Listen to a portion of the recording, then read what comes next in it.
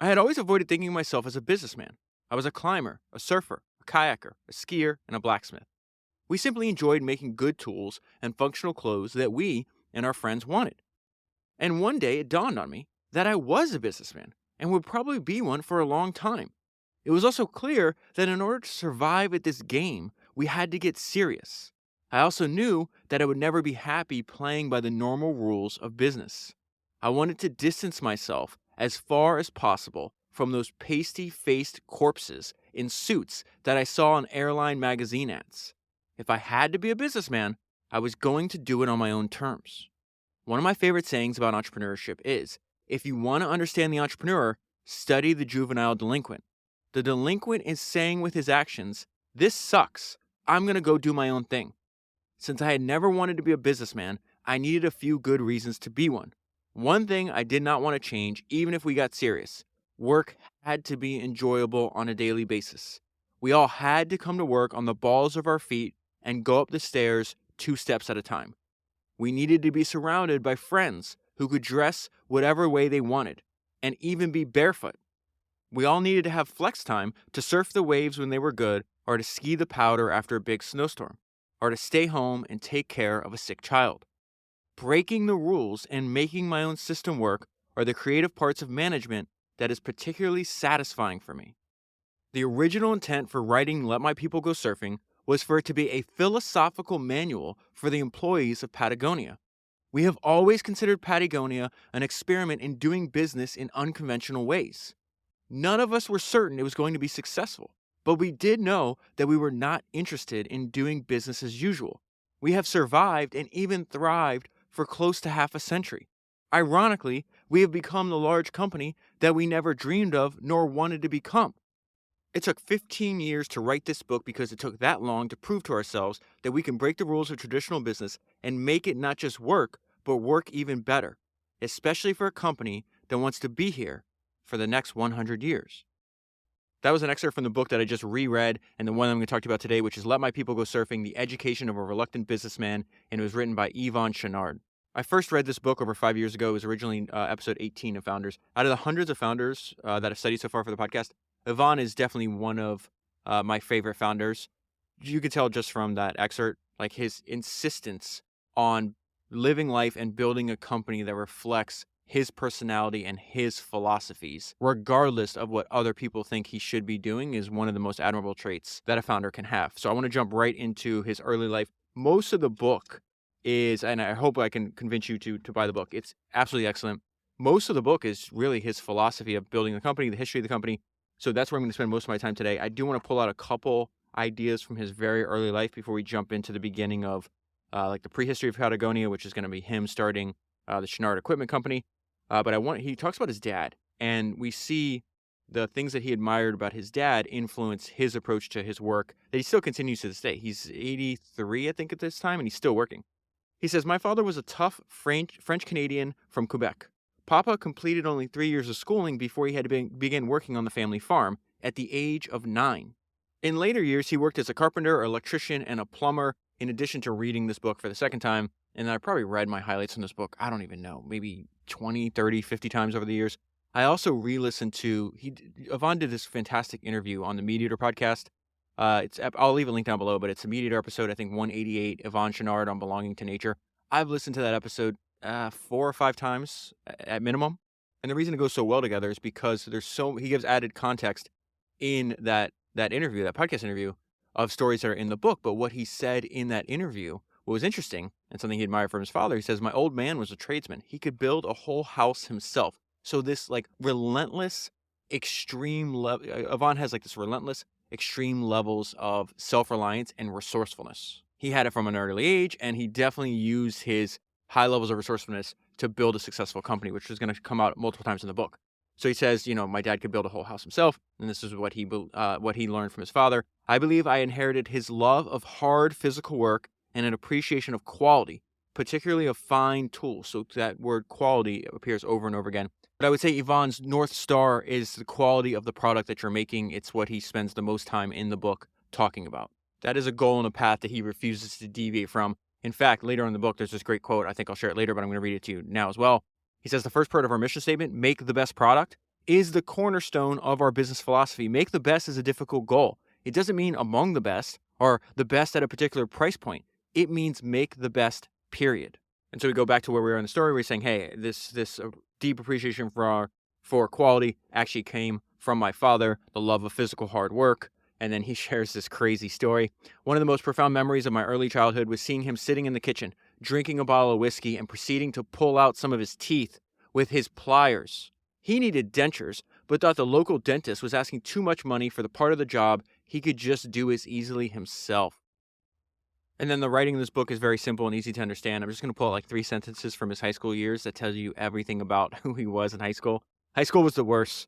I was always in detention. I often had to write lines like, I will not 500 times or so. So, I will not curse, or I will not, skip school, whatever it is. But this goes back to his resourcefulness. As a budding entrepreneur, I would take 3 pencils and line them up with sticks and rubber bands so I could do 3 lines at once. I learned at an early age that it's better. So he's talking about he was never interested in playing organized sports like baseball and football. He'd rather be out in nature, climbing rocks, climbing mountains, kayaking, surfing. And he says, I learned at an early age that it's better to invent your own game than you can always be the winner. And when I got to this section of the book, it reminded me of, it might be the best, it's probably the best paragraph in the entire book. If you really want to know who he is as a person, I'm going to read it later, but I'm just going to read it now because it's hilarious. I'm actually quoting. So usually when I read these books, I read something, it's like, oh, it makes me think of this other book. It's like, I'm reading this and made me think of other things he says later in the book. I've read this paragraph, I don't even know, 50 times, something like that. It's hilarious. And this is really going to tie into what he says. It's like, I'm just going to invent my own game. He does not believe in building an undifferentiated commodity product by any means, right? And so he says, when I die and go to hell, the devil's going to make me the marketing director for a cola company. I'll be in charge of trying to sell a product that no one needs, is identical to its competition, and can't be sold on its merits. I'd be competing head on in the cola wars on price, distribution, advertising, and promotion, which would indeed be hell for me. And this is the punchline. I'd much rather design and sell products so good and so unique that they have no competition. And so now we fast forward. He's 19 years old. Remember the subtitle of the book, The Education of a Reluctant Businessman. He becomes an entrepreneur at 19 reluctantly because he didn't think the quality, tied back to that word, the quality of the products that were on the market were good enough. So he is a mountain climber. This is in the very, very early days. And so essentially he realizes, hey, I can't find high quality products. My life literally depends on these products. I need to make my own. And then we see what I mentioned earlier. It's like, I just love these people where it's like, no, I have a philosophy, I have a point of view, and I have a personality. I'm going to inject that into my company. I'm not going to deviate from that. In 1957, I started teaching myself blacksmithing. I wanted to make my own climbing hardware. To this day, if people meet, when he meets people that don't know who he is, and they say, hey, like what do you do? He calls himself a blacksmith. He thinks of himself as a craftsman, and he thought his trade and his craft was blacksmithing. He just got into clothing because blacksmithing at the quality levels he did was not profitable. So he's like, I got to sell clothes just so I can make equipment. So I started teaching myself blacksmithing. I wanted to make my own climbing hardware. At the time, this is the philosophical difference, though. And speaks to another thing that I love about Yvon is that he reads. He's very well read. He reads all the time. He says, at the time, all climbing gear was European. And the soft iron pitons, or I think it's pitons, actually, were meant to be placed once and left in position. So that's what the European way of doing things. He found this way completely disgusting. He had a philosophical difference of the Europeans, and it came from the authors that he was reading. The European attitude toward climbing mountains was, quote unquote, to conquer them. All the gear was left in place to make it easier for others to follow. We American climbers were brought up on reading the transcendental writers like Emerson, Thoreau, and John Muir. You climb the mountain or visit the wilderness, but you leave no trace of having been there. That idea right there, the fact that he has a philosophical difference, is going to ripple throughout his entire career. He's like, I don't like the way other businesses are built, so I'll find a different way to do it. And the lesson behind that lesson is like why you do something, why you're doing it, affects every other decision that comes after. And so it's in the first year of his career, in the very early days of him being an entrepreneur, that he realizes, oh wait, people will always pay for quality. His product is 7 times more expensive than the leaders in the market, and people still line up to the point where like he'll automatically sell out everything that he's able to make. I made these pitons for myself and a few friends. Then friends of friends wanted some. I started selling them for $1.50 each. You could buy European pitons for 20 cents. You had to have my new gear if you wanted to do the state-of-the-art climbs that we were doing. And so at this time in his life, he's nomadic. He's just finding, he's like, where's the best mountain climbing? We're going to go there. Where's the best surfing? And what was hilarious is now, I've read, 280 books since I read this for the first time. And I was like, oh, this is another billionaire who started out by selling his product out of his trunk, just like Phil Knight. Most of my tools were portable, so I could load up my car and travel up and down the California coast from Big Sur to San Diego. I would surf, and then I would haul my anvil down to the beach, and I'd start making pitons before moving on to another surfing beach. I supported myself by selling the equipment from the back of my car. He is unbelievably poor at this time, and there's just one sentence that illustrates that. We ate cat food. But living and surviving and then thriving like this actually taught him this. There's a lot of, he takes a lot of lessons from nature. I actually went back and read my show notes for the first time that I did this book. And I was like, oh, this is actually really good. I liked what young David said for over 5 years, so I'm just going to read it. He says, throughout the book, or I guess I said, throughout the book, he has a really beautiful idea of comparing business and organizing human labor to nature. Part of this idea is he intentionally puts Patagonia through a lot of stress because he feels you need stress to grow. Evolution is another name for change, only happens under stress. So he says, he's talking about who he was as a very young man. We were like a wild species living on the edge of an ecosystem, adaptable, resilient, and tough. And so I already mentioned the fact that Yvon has this handful of philosophies and ideas that he just repeats over and over again and applies to all aspects of really everything that he's doing, whether it's work or play. He says, I believe the way towards mastery of any endeavor is to work towards simplicity. The more you know, the less you need. And so we're getting, again, this is, we're probably 2 decades, maybe a decade and a half from the beginning of Patagonia. Actually, let's see. He starts his equipment company in 1957 and then Patagonia 1973. So yeah, it's about 15 years. But the point here is that he has always been, and still is obsessed with simplicity and quality. And so he says quality control was always foremost in our minds because if a tool failed, it could kill someone. And since we were our own best customers, there was a good chance that it would be us. And this goes back to what he is reading is influencing the building of his company, which I love. It literally gives me goosebumps. He says our guiding principle designs stem from, I'm going to actually not even attempt to pronounce this person's name. I actually have one of his books. He's a writer and also one of a pioneering aviator, actually. He wrote Little Prince. And this is a quote from him. In anything at all, perfection is finally attained, not when there is no longer anything to add, but when there is no longer anything to take away. When a body has been stripped down to its nakedness. Now we go back to Yvon. Studying Zen has taught me to simplify. To simplify yields a richer result. And so it goes back to this idea that simplicity is complexity resolved. It's not complexity ignored, right? At the base of a mountain wall, where you spread out all of your gear to organize for a climb, it was easy to spot the tools made by Chouinard Equipment. Our tools stood out because they had the cleanest lines. They were also the lightest, the strongest, and most versatile tools in use. They were also the most expensive. When other designers would work to improve a tool's performance by adding on, I would achieve the same ends by taking away, by reducing weight and bulk without sacrificing strength or the level of protection. So the second time I read the book, when I got to that section, I quoted another quote that's later on in the book that Yvon says, I believe the way towards mastery of any endeavor is to work towards simplicity. And then Yvon goes back to this idea that he was a reluctant businessman, that he never started out to start a business, right? That was not his aim. None of us saw the business as an end to itself. It was just a way to pay bills so we could go off climbing trips. The reason I'm reading that to you is because this is the prehistory of Patagonia. Patagonia is the company that, it's been around for 50 years now, produced this cult-like following, and wind up making him, if he's a reluctant businessman, he's definitely a reluctant billionaire as well. But this is the point. Chouinard Equipment operated at a 1% profit margin. And so he realized that was unsustainable, and then he has a great line here. Then came my first idea for clothing. And so he's like, okay, I'll start making clothing just so it can pay for the equipment. And then some of his clothing takes off. He has this, I'm going to read it to you now. In fact, I'm not even going to wait till later. He has this idea that the functional needs of the product should be a design guidepost. And so the first thing that he makes is this rugby shirt. People just like the way it looks. You used it because it actually protected his neck and upper body from all the climbing he was doing. So I'm going to go back to the rugby shirt in a minute. But when I got to the rugby shirt, it made me think of what he said, the difference between a Cadillac and a Ferrari. And he says complexity is often a sure sign that the functional needs have not been solved. Complexity is often a sure sign that functional needs have not been solved. Take the difference between the Ferrari and the Cadillac of the 1960s. The Ferrari's clean lines suited its high performance aim. So he clearly is admiring the Ferrari and he hates the Cadillac, okay? The Cadillac didn't even have any functional aims. It didn't have the steering, suspension, torque, aerodynamics, or brakes appropriate to its immense horsepower. But then nothing about its design really had to work. All it had to do was convey the idea of power and creature comfort, this made me laugh, of a living room floating down the highway to the golf course.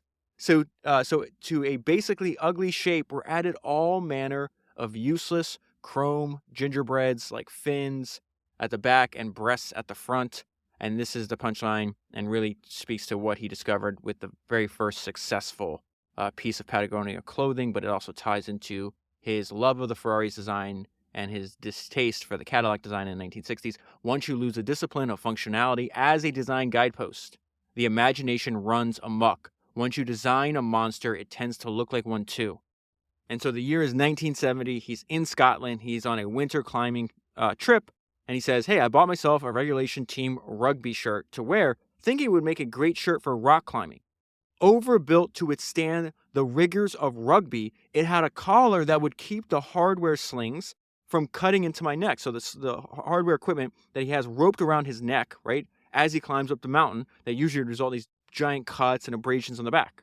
And this also speaks to the fact that he has this inner clock. Let's go back to what Charlie Munger said to me at dinner, right? He's just like, I just did whatever I wanted to. I didn't care what other people thought.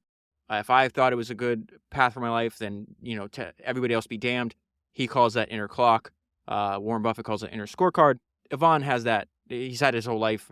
He still has it to this day. But his whole point is just like, no one else was wearing the rugby shirt mountain climbing. He didn't say, what happens like if I put this on? What will other people think? He doesn't give a shit what other people thinks or what other people think. So he says, I wore it around climbing, and then all my friends asked where they could get one. So he starts ordering these shirts. He said, I could not keep them in stock. They sold out immediately every time we got them. And then this is where he realizes, I have a business here. I began to see clothing as a way to help support the marginally profitable hardware business. At the time, we had about 75% of the climbing hardware market, but we still weren't making much of a profit.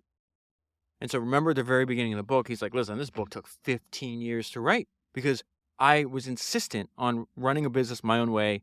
It took time for me to prove that my ideas were actually valid. And so a lot of this, like the book is not that long, so maybe not a lot, but there's several pages of detail. Like they're just in pain because they're like, I've never run a clothing company before. And so I just want to pull out a couple quotes to give you a good idea of what's happening. It's funny how much I wrote down fighting with the bankers like Phil Knight and Walt Disney, and then getting an offer from the mafia, which is hilarious. So they start the clothing company, and they're going to run Chouinard equipment at the exact same time. I think there's an overlap of like 10. I think he said he starts Patagonia in 1973 and then sells off the equipment company, I think, in the late 80s. So maybe 15, almost 20 years there. But what happens is the clothing is so popular and so differentiated, and it sells so quickly that they can't keep up with the demand, and their bankers aren't helping them. This is exactly like if you read Shoe Dog, Phil Knight talks about this a lot in the early days of Nike. So he says, because we've been growing so quickly and we were still not very profitable, we had a severe cash flow problem. We learned the hard way that there was a big difference between running a blacksmith shop and being in the rag business, the clothing business. At one point, our accountant even introduced us to a mafia connection who wanted 28% interest. So they're striking out trying to get banks to lend them money is what he's talking about. And this one line is a great summary to give you an idea of what's happening. There were a lot of acid stomachs and sleepless nights. So something that he did forever is just hire CEO. And because he believes in this in MBAs, which is management by absence, and I'll get to that in a minute. And so I think over their 40-year history, I think they've had 7 different CEOs. And so one of the first CEOs is Chris McDivick Tompkins, and she has this great description of Yvon, right, where he just essentially says, "Okay, you're hired. I'm going off," because he would go off constantly. He would never want to be in the office. He's constantly surfing, climbing mountains, going on these extreme risk sports, going all over the world, but he's his own first customer. So he's the one that says, hey, I need equipment to survive in the cold, or I need equipment to, climb this mountain. And so he uses like his first person experience and then goes back to the team and they design, like he's the first customer. So they design the highest quality gear for the risk, he calls them risk sports for what he's doing. But there's something that's happening at this point. This is in the 1970s. And so she's hired, but at the same time he puts her in charge, they're having all this like difficult financing issue. They don't know what to do. And she does something that's really smart. This is also something I learned from Steve Jobs as well. And this is what Chris says. She goes, Yvon didn't want to run the company. He wanted to climb and surf. So he gave me the companies and said, here's Patagonia, here's Chouinard equipment. Do with them what you will. I'm going climbing. And so what she does here is exactly what Steve Jobs did when he was a kid and throughout his entire life. The way I would summarize this quote that I'm about to read to you is that Steve Jobs believed that asking for help is a superpower. And so Steve said, I've never found anybody that didn't want to help me if I asked them for help. I called up Bill Hewlett, the founder of HP, when I was 12 years old. He answered the phone himself. I told him I wanted to build a frequency counter. I asked him if he had any spare parts I could have. He laughed and laughed and laughed. He gave me the parts and he gave me a summer job working at HP on the assembly line putting together frequency counters. This is the punchline. I have never found anyone who said no or hung up the phone. I just asked. Most people never pick up the phone and call, and that is what separates the people who do things versus the people who just dream about them. You have to act. Chris acted. So she has no experience. They don't hire anybody. He calls them dirtbags, which it's not a pejorative. It's like a compliment. Like they're all dirtbags. So like people that just love to be outdoors and they're just doing it for they're missionaries, right? And so these people have no business training at all, and they're just like, okay, well, what do I do here? And this is what Chris says. She says, I had no business experience, so I started asking people for free advice. I just called up presidents of banks and said, I've been given these companies to run, and I have no idea what I'm doing. I think someone should help me. And they did. If you just ask people for help, if you just admit that you don't know something, they will fall all over themselves trying to help. That is exactly, Chris is discovering in the 1970s. This is exactly what Steve Jobs said when he was a kid. And I think he was, this a quote actually was transcribing from an interview that he did. It's called like the Lost Interview. And it was right before he came back to Apple in the late 1990s. And so before I go back to this idea about the importance of the founder being their first company, like the first customer, right? And there's so many innovations. The book is full of innovations that come directly from Yvon's experience, right? He loves what he's doing. There's a fantastic quote, or fantastic little story that's just in this. The book is he not only did he not run a business like anybody else, he didn't write a book like anybody else. There's all these like random stories interspersed through the pages. The pictures in this book are absolutely incredible. Again, I really hope you buy the book, but you stumble upon these random stories of Yvon from friends. And this is from Tom Brokaw, who was like this legendary, I don't even know if Tom's still alive, but he's like this legendary anchorman that is also like an outdoor enthusiast. And he goes ice climbing with Yvon. And listen, this is just really trying to give you Yvon's personality, which I just personally love because he's just a curmudgeon, but he's a lovable curmudgeon. He's not trying to hurt anybody else. He was prompted with the question, Tom is prompted with the question, what was your single toughest climb? He says, probably with my friends, including Patagonia founder Yvon Chouinard. We did a glacier on Mount Rainier. I had never really done ice climbing before, and they gave me a 30-second lesson in crampons and ice axe use. At one point, we were going across a very steep patch of black ice, and if you slipped, you would have gone down about 1,000 feet. I said to Yvon, we should rope up here. And he said, no way. If you go, then I go, and I don't want to do that. This is like catching a taxi in New York City on a rainy day. It's every man for himself. And then now Tom says, it's been helpful for me. It's been helpful to me to be Yvon's friend. He makes me think about things in new ways.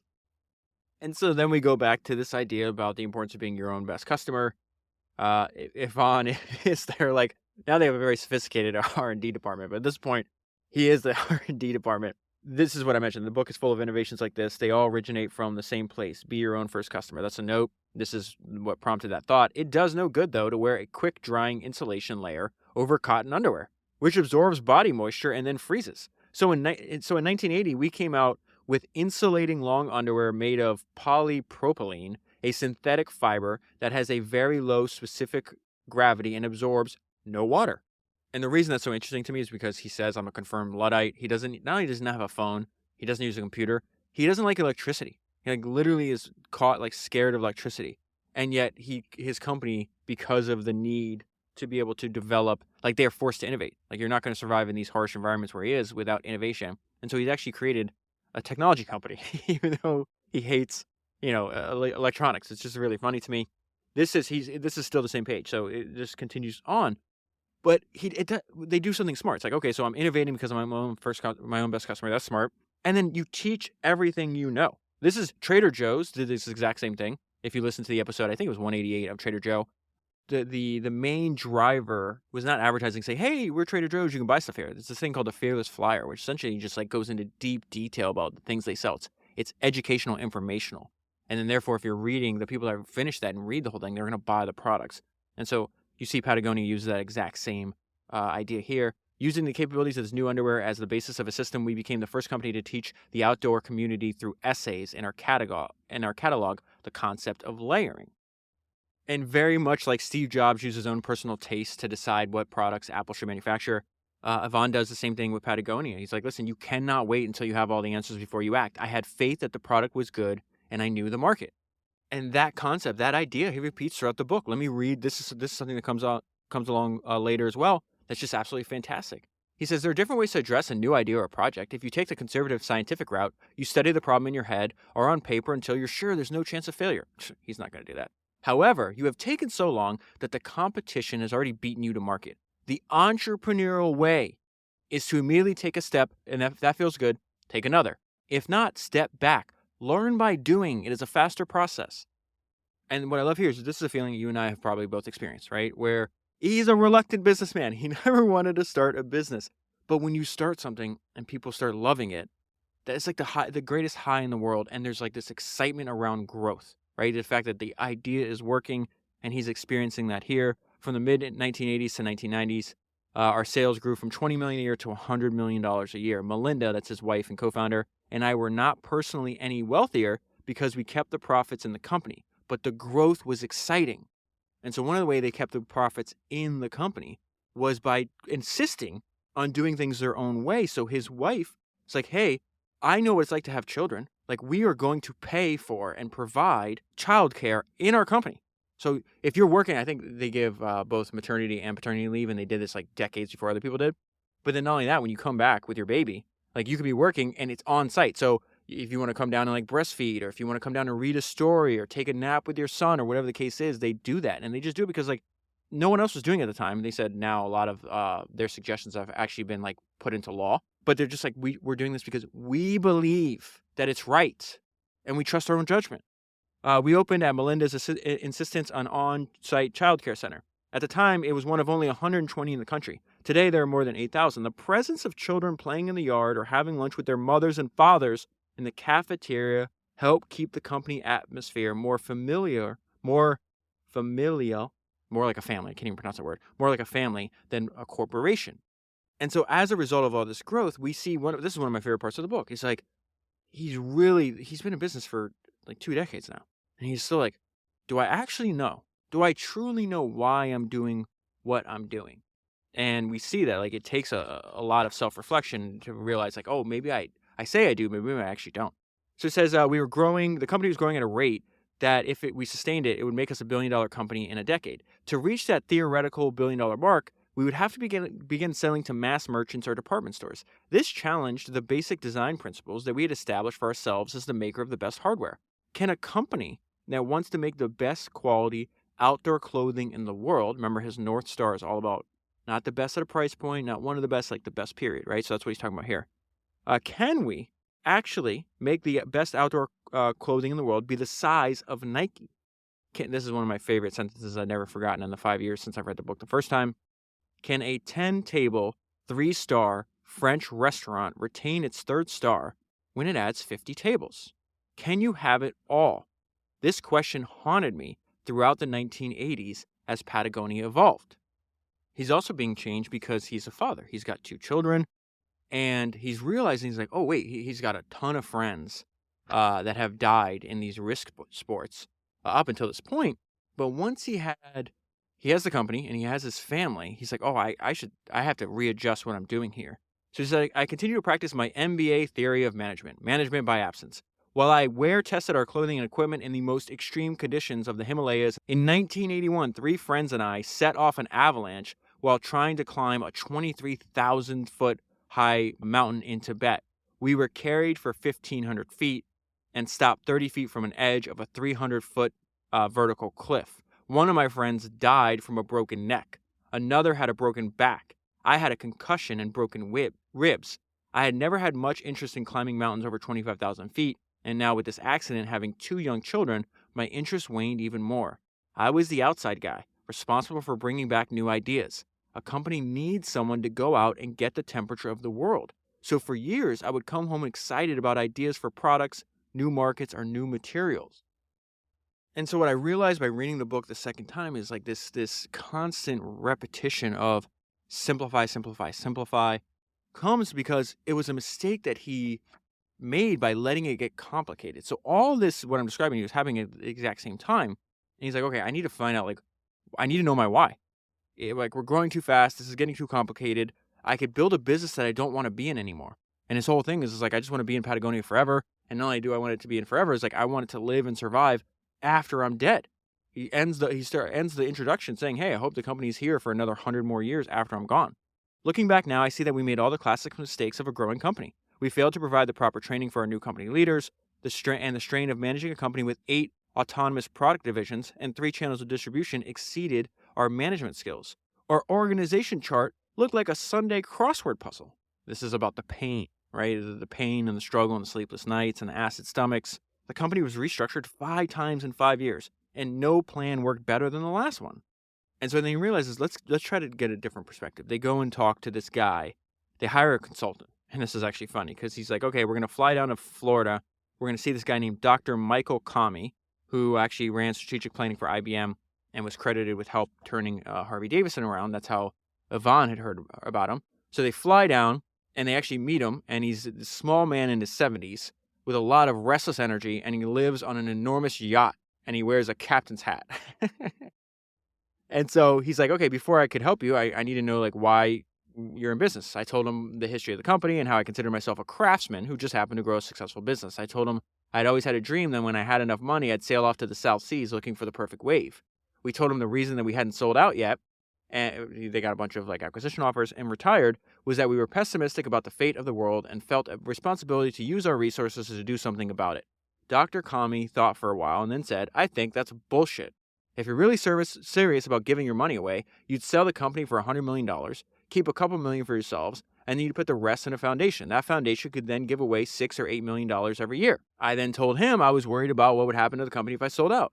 And then he said, so maybe you're kidding yourself about why you're in business. It was as if the Zen master had hit us over the head with a stick, but instead of finding enlightenment, we walked away more confused than ever. And so this goes on page after page after page. But this is one sentence I double underline because it's essentially what he's searching for. I was still wondering why I was really in business. And the crazy, unexpected, surprising way he finds the answer to his why, he actually decides to involve the rest of the people in his company. He decides, okay, we need to write down, this is very common. You probably have already done this in your work and your business as well. But you write down, you need the written word on what your philosophy is, what are important to you, and what are the cornerstones of of your business building philosophy, right? So you could share with other people in the company. So that is a very un-Yvon-like thing to do, and yet he got such great value out of it. Because I think some people hear that oh, it's really skeptical, how helpful could that be? And so what he does is they start writing it down. He said, okay, well that's not good enough. We're going to write it down. That's the first step. That's the least we can do. But then we're going to teach, and we're going to teach, and we're going to teach, and we're going to teach philosophy classes, company philosophy classes to everybody else in the company. Now, why is that important? Because in teaching his employees his company philosophy, he learned it himself. And of course, it's in his own unique way. I began to lead week-long employee seminars in these newly written philosophies. I realized now that what I was trying to do was to instill in my company, at a critical time, lessons that I had already learned as an individual, as a climber and a surfer and a kayaker and a fisherman. I had always tried to live my life fairly simply. But remember, he just talked about our freaking organizational structure looks like a Sunday crossword puzzle. How did we let this happen?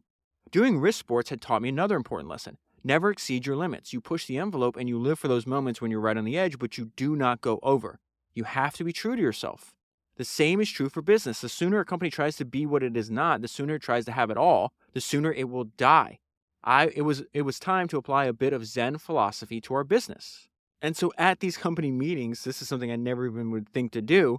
He says, I did know that we had become unsustainable and then we had to look to the Iroquois, so the Iroquois Native Americans, and their seven generation planning. And so again, his whole thing is like he looks for the long term and he wants his company to last. So at these meetings, he says we're going to look to the Iroquois and their 7 generational planning and not to corporate America as models of stewardship and sustainability. As part of their decision process, the Iroquois had a person who represented the 7th generation in the future. If Patagonia could survive this crisis, we had to begin to make all of our decisions as though we would be in business for 100 years. Teaching the classes also gave me the real answer to Dr. Kami's question. I knew, after 35 years, why I was in business. True, I wanted to give money to environmental causes, but even more, I wanted to create in Patagonia a model other businesses could look to in their own searches for environmental stewardship and sustainability, just as our pitons and ice axes were models for other equipment manufacturers. I'm going to interrupt this paragraph because when I got there, it made me think of something I heard Jeff Bezos say one time that I think is absolutely fantastic. I talked about Akio Morita, which is the founder of Sony. I think it's episode 102.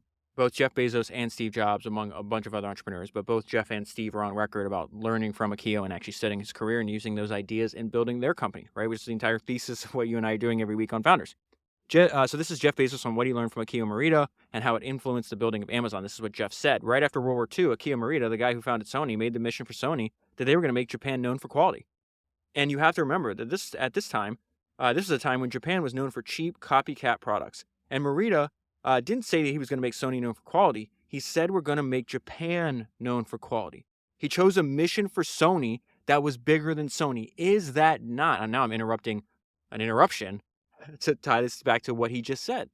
He's like, he just picked a mission bigger than Patagonia. Let's go back to what Jeff is saying. He chose a mission for Sony that was bigger than Sony. And when we talk about the Earth's most customer-centric company, we have a similar idea in mind. We want other companies to look at Amazon and see us as a standard bearer for obsessive focus on the customer, as opposed to obsessive focus on the competitor. Back to where we were in the book, I remembered again how I had become a businessman in the first place. That I had come home from the mountains with ideas spinning in my head on how to improve each piece of clothing and equipment I used. Teaching the classes, I realized how much Patagonia as a business was driven by its high quality standards and classic design principles. Having our philosophies in writing, as well as the shared cultural experience of the classes, played a critical role in our turnaround. And so during this crisis, I think this is the last serious crisis the company had. I don't think they've had another serious crisis like this in the next 25 years. But what he realized is we have to, this was the lessons and the learnings and the improvement of our capabilities that came out of this crisis were so important. We have to maintain this. We need to, if there's no stress, we're going to create stress. We're going to induce stress. He has this concept I've never heard of before, which is excellent. It's called Yarak. I'm going to read it to you. Before I read it to you, I'm going to tell you, I'm going to quote Yvon later in the book. And he talks about, he says this at the beginning of the book, he says this towards the end. The lesson to be learned is that evolution, what he calls change, right, does not happen. Change does not happen without stress. And it can happen quickly. Just as doing risk sports will create stresses that lead to a bettering of oneself, which is why he climbs mountains, does all the crazy stuff he does to begin with, right? So should a company constantly stress itself in order to grow. And so that he talks about it's the leader's, the founder and the leader's role to create stress even if there isn't. So your company's constantly evolving and changing and growing. He took this concept because when he was a young boy, he was 12 years old, 13 years old in California, he was obsessed with falconry. I didn't even know falconry was a thing before I read this book, to be honest with you. And so he then takes this idea, just like he took an idea from the Iroquois, the Native Americans, and applied it to his business. It's I have a lesson from falconry that we can apply to the company. And so I just wrote, I love this concept, Yarak. It is Y-A-R-A-K. And so it says, for the most part, the big problems have been solved, and there were no crises except those that were invented by management to keep the company in Yarak. For the most part, the big problems have been solved, and there were no crises after what we just went through, except what was invented by the management to keep the company in Yarak. What is Yarak? Yarak is a falconry term, meaning when your falcon is super alert, hungry, but not weak, and ready to hunt. So Yvon is telling us, keep your company super alert, hungry, but not weak, and ready to hunt. That is one of my favorite ideas in this entire book, and it was something I missed. I missed the importance of that the first time reading the book. And in a few weeks for episode 300, I'm going to reread James Dyson's autobiography, still the number one book recommendation, the first autobiography he wrote when he was a younger man, when he was like 45, not the one he wrote when he was like 75 or 70. But what's fascinating to me is that the organization of Yvon's book is very similar to James, where he'll like line out, and some of these sections are specifically titled, like, hey, this is my production philosophy, this is my marketing philosophy, this is my distribution philosophy, this is my financial philosophy. This is why it's so important to not just listen to, this podcast about it, but actually read the book and buy the book and use it as a reference. And so this goes back to where I just have to repeat a bunch of things that are really, really important to me. They've stuck out to me for years, something I want to keep in my mind. It goes back to quality is number one. Quality, simplicity, long-term thinking, being a misfit, being a pirate. These are very important lessons from the book that I think can be applied in infinite situations and forever. Make the best product is a cornerstone of our business philosophy. Striving to make the best quality product is the reason we got into business in the first place. We are a product-driven company. We are not satisfied making second-best clothing. Make the best is a difficult goal. Does not mean among the best or best at the particular price point. It means make the best, period. I actually have a reminder of that saved on my phone. It's actually a GIF of Jay-Z doing this interview probably 10 years ago. And he says, what am I here for? To be second best? I don't think so. And then Yvon just has fantastic one-liners. This is one of my favorite lines, one of the best lines in the book. The more you know, the less you need. Talks about the importance of keeping your product line simple. Few of us have the time, patience, or knowledge to order from a 12-page Chinese restaurant menu or to choose among 50 pairs of seemingly identical skis in a ski shop. People have too many choices these days. They are tired of constantly having to make decisions, particularly when it takes major effort to make intelligent decisions. Too much choice brings unhappiness. And really what he's saying is part of the value that you're providing is making the decision for the customer. You have the time and the knowledge and the specific knowledge to make intelligent decisions. They do not. They're busy with other things. They're busy with their own work. They're busy with raising their kids. They're busy with their own life. Part of the value that you provide is making the decision for your customer. And I know I've already said this one time, but it is really important to repeat it. I wrote when I read this the second time, I feel this in my soul. Difference and retention of total control. That is a quote from James Dyson. I feel this in my soul is a quote from me. When I die and go to hell, the devil's going to make me marketing director for a cola company. I'll be in charge of trying to sell a product that no one needs, is identical to its competition, and can't be sold on its merits. I'll be competing head-on in the cola wars on price, distribution, advertising, and promotion, which would indeed be hell for me. Remember, I'm the kid who couldn't play competitive games. I'd much rather design and sell products so good and so unique that they have no competition. And so even though Yvon definitely marches to the beat of his own drummer and is dancing to music most of us can't even hear, he's still, one thing he shares with, I would say everybody that you and I study on this podcast is like, when you listen to the podcast, you read the books, it's like, these people are going to hold you to unbelievably high standards. And so he is not with any kind of excuses. Reading this book, like when I'm on this page and I'm thinking about this and I'm actually like I'm underlining and I'm taking the notes and I'm like not skipping to the next page and trying to get through the book as quick as possible. I'm thinking, it's like, do I do any of this? Are there parts of my life, whether it's professional, personal, or otherwise, like where I am listening to bullshit excuses, where I would be better served having Yvon's perspective on this than my own? And this is an example. He just talks about some common examples and excuses that he hears from other companies. He's like, this is not good enough. Your quality level is too low. It is not acceptable.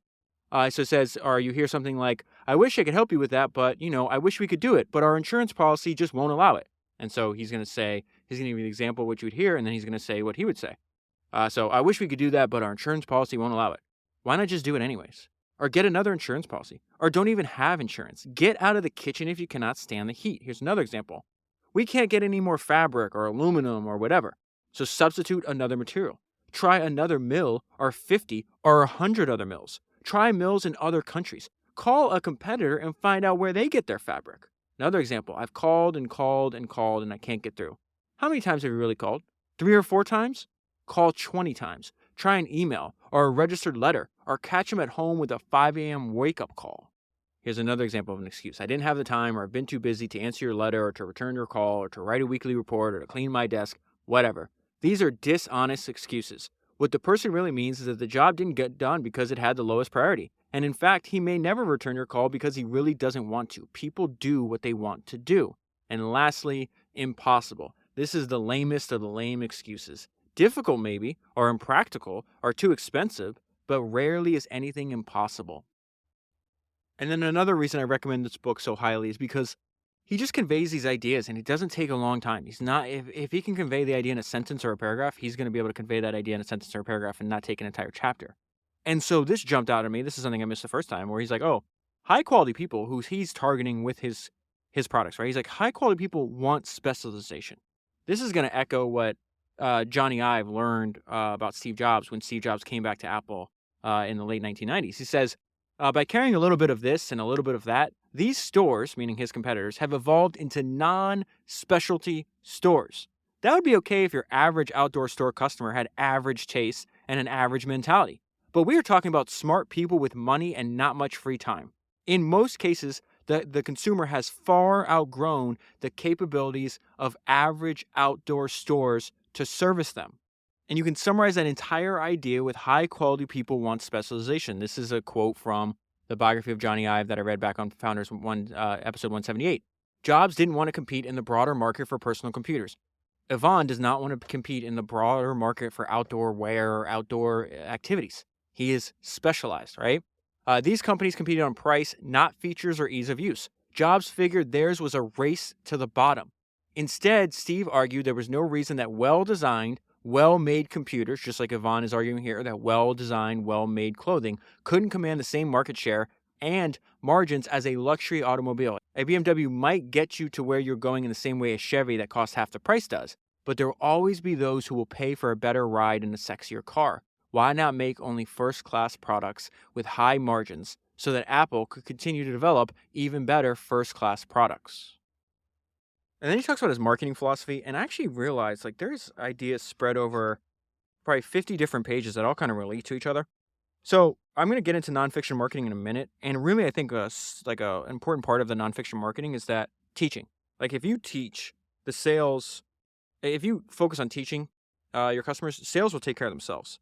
I mentioned this is exactly what Trader Joe's did earlier with the Fearless Flyer. They took ideas. In fact, in that they talked about they took ideas from David Ogilvy 20 years earlier and just used his ideas in that. The more you teach, the more you sell, or the more you tell, the more you sell, I think is the Ogilvy quote. So he's talking about the mail order catalog, but he says the mail order catalog has always been our soapbox and enables us to transmit information about Patagonia's philosophies and products directly. My first principle argues that selling ourselves and our philosophy is equally important to selling the product. So his form of selling there is education. And so they're doing that not only on their own properties, on their website, on their catalogs, in their stores, but then they go and spend money enabling other people to teach their customers. Patagonia catalogs have printed field reports. These are brief essays about experiences in the wild by writers and friends.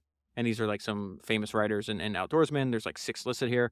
And in addition to that, we have commissioned and printed environmental essays and documentaries. And then he lists another 6 or 7 other people as well. He's just okay, that is a form of education. You could also argue it's a form of, advertising and public relations, but the education and the teaching comes first. And if you do the education and teaching first, then the sales will come naturally. Later on, this is all spread over many, many pages. I did not understand this the first time I read the book, but you see that pop up. And I'm glad I left notes on all these different pages and then reread them last night before I sat down to talk to you today. And I was like, oh, shit, there's a pattern I missed. Our approach to public relations is aggressive. Advertising, as I mentioned, rates dead last as credible source of information. His whole point is just don't advertise, say, hey, this is what I have, buy it from me. His point is if you teach, inform, and inspire, and you do so relentlessly, the sales will follow. Teach, inform, and inspire, do so relentlessly, and the sales will follow. That's an excellent idea. And it ties back to how he opens the marketing philosophy portion of the book. This is an idea I did not miss the first time, and I love it. It's called nonfiction marketing, and I bet everything on this, that people crave authenticity. We hate this fake shit that companies do. Our branding efforts are simple. Tell people who we are. We don't have to create some fictional character like the Marlboro Man or a fake responsible caring campaign like Chevron's We Agree advertising campaign. This is so good. Writing fiction is so much more difficult than nonfiction. Fiction requires creativity and imagination. Nonfiction deals with simple truths. Patagonia's image arises directly from our values and passions of its founders and employees. You cannot make it into a formula. In fact, because so much of the image relies on authenticity, a formula would destroy it. Amen. Without a formula, the only way to sustain an image is to live up to it. Our image is a direct relation of who we are and what we believe. And I would also argue this authenticity right, is a form of resourcefulness.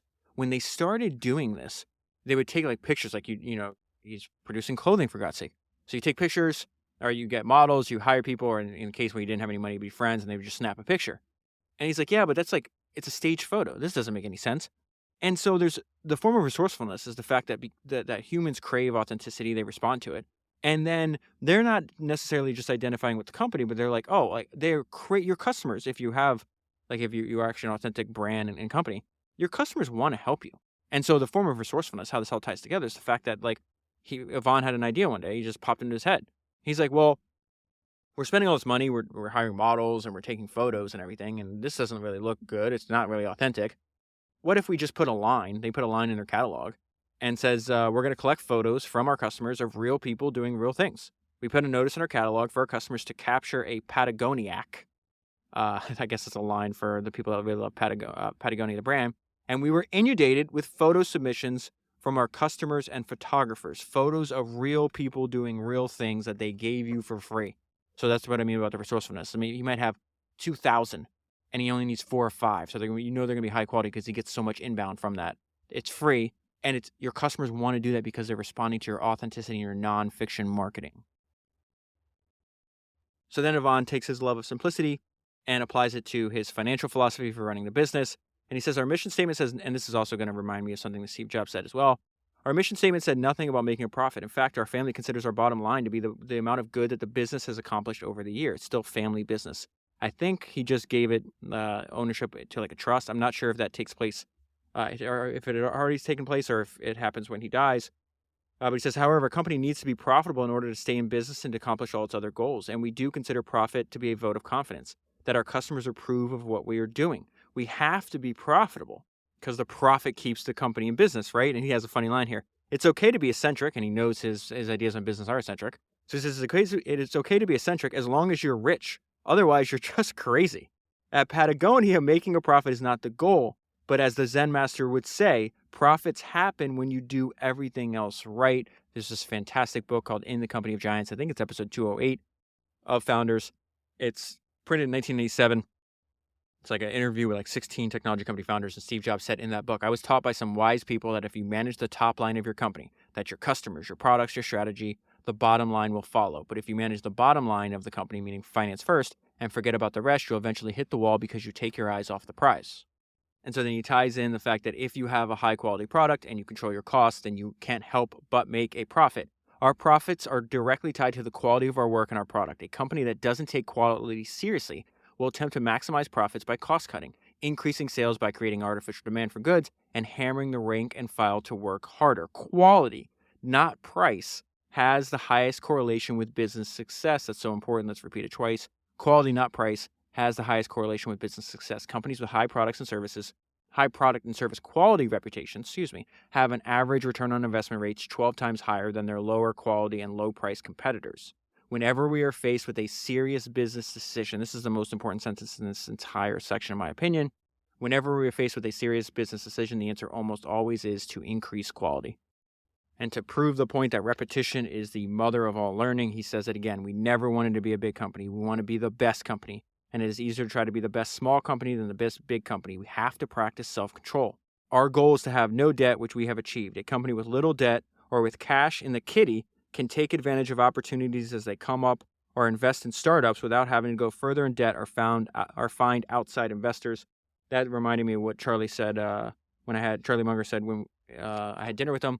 He said that him and Warren and Berkshire in general had made a ton of money because they always had cash and they could act fast.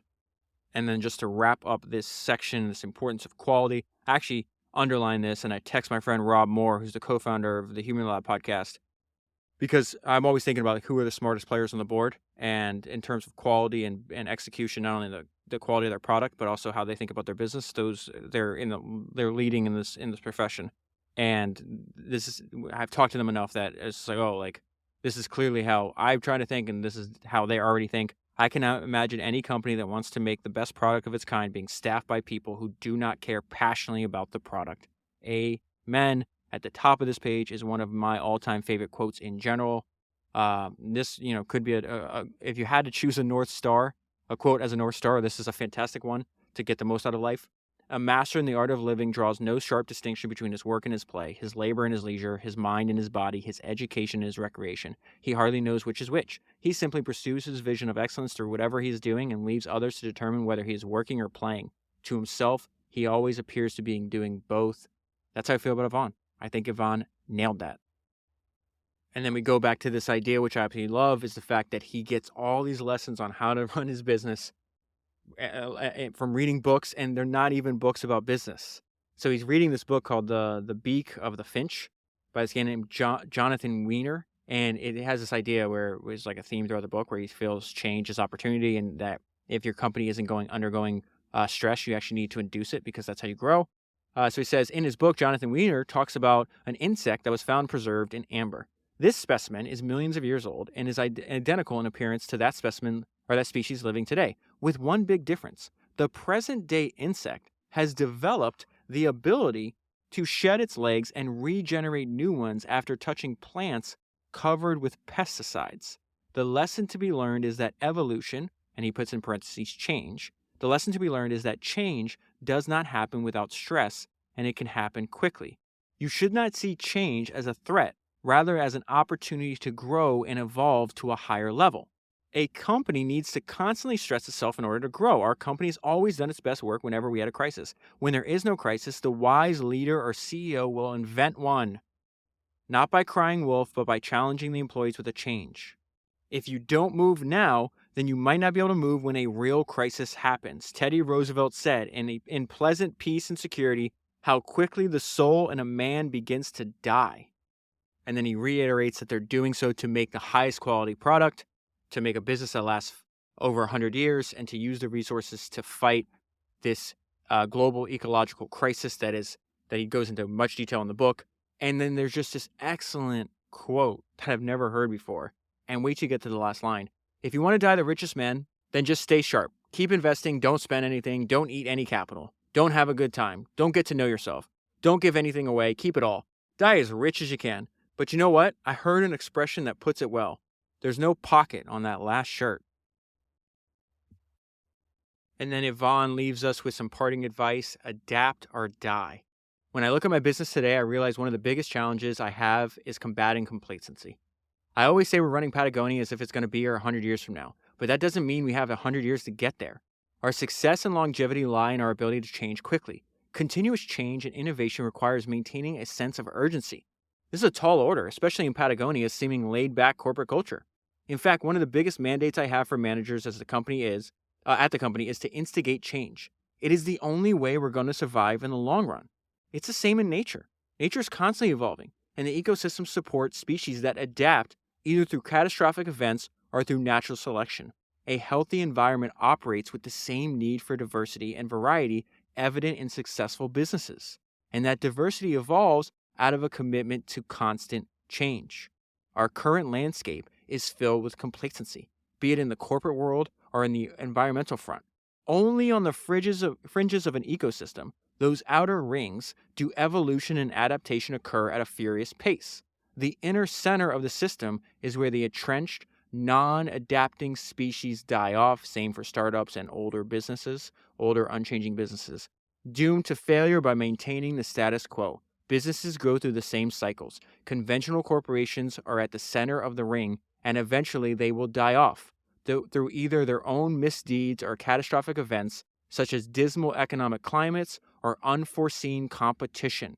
Only those businesses operating with a sense of urgency, dancing on the fringe, constantly evolving, open to diversity and new ways of doing things, are going to be here 100 years from now.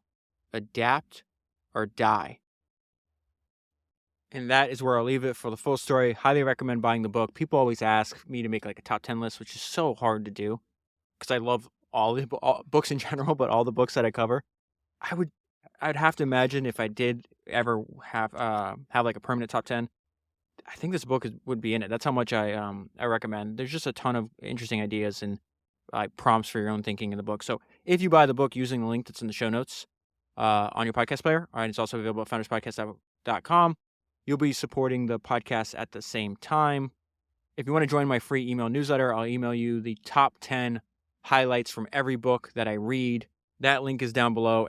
And finally, another way you can support the podcast is by joining Founders Premium, where I make episodes on questions that I receive from subscribers. That link is down below and available at founderspodcast.com, along with everything else. That is 297 books down, 1,000 to go, and I'll talk to you again soon.